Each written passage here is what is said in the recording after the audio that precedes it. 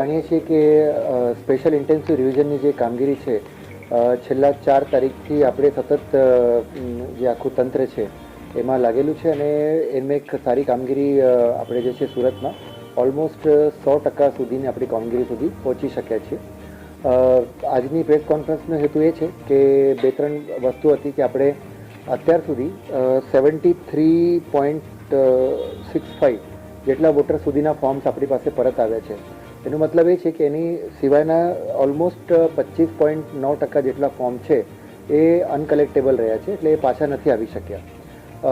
કમિશનની સૂચનાથી અમે ગઈકાલે બધા BLO શ્રી મારફત એવા જેટલા પણ અબસેન્ટ, ડેડ, શિફ્ટેડ વોટર્સ હતા એમની યાદી છે પોલિટિકલ પાર્ટીઝના જે બૂથ લેવલ એજન્ટ છે એમને સોંપી છે અને એ સેમ યાદી છે આપણે કલેક્ટર ઓફિસની જે વેબસાઇટ છે એમાં પણ મૂકી છે. એટલે બધી જાહેર જનતાએ જોઈ શકશે કે જેટલા જે ફોર્મ્સ છે ઓલમોસ્ટ અરાઉન્ડ 12,68,000 જેટલા ફોર્મ્સ છે એ ફોર્મ્સ જે કયા લોકોના ફોર્મ્સ પાછા નથી આવી શક્યા એની બધી જ એ ટોટલ યાદી છે નામ સાથે આપણે પાર્ટ વાઇઝ એમાં મૂકી છે આપણા વેબસાઇટ ઉપર.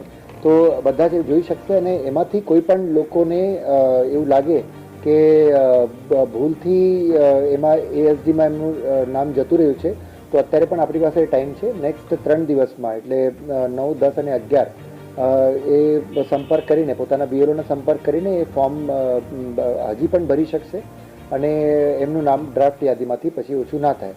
જો 3 દિવસમાં આમાંથી ફોર્મ પાછા નહીં આવે તો એ બધા જ નામો જે છે ડ્રાફ્ટ યાદીમાંથી નીકળી જશે. જો કે હું અહીંયા એ પણ મેન્શન કરવા માગું છું કે જો ડ્રાફ્ટ યાદીમાંથી નામ નીકળી પણ જાય તો પણ કોઈએ પેનિક થવાની કોઈ જરૂર નથી. એના પછી જ્યારથી ડ્રાફ્ટ રોલ પબ્લિશ થશે 16 તારીખથી આપણે જે બધા જ લોકો 6 નંબરના ફોર્મ્સ ભરી શકશે અને ફરીથી પોતાનું જે નામ છે એ યાદીમાં ચડાવી શકશે. બટ હિતાવહ એ છે કે અત્યારે જે 3 દિવસનો આપણી પાસે ટાઈમ છે એમાં જેટલા પણ પોતાનું નામ ચેક કરી લેજો અને જો ASD યાદીમાં સમાવેશ થતું હોય તો તમારા BLOને સંપર્ક કરીને એ પોતાનું જે ફોર્મ છે એ જમા કરાવી દો.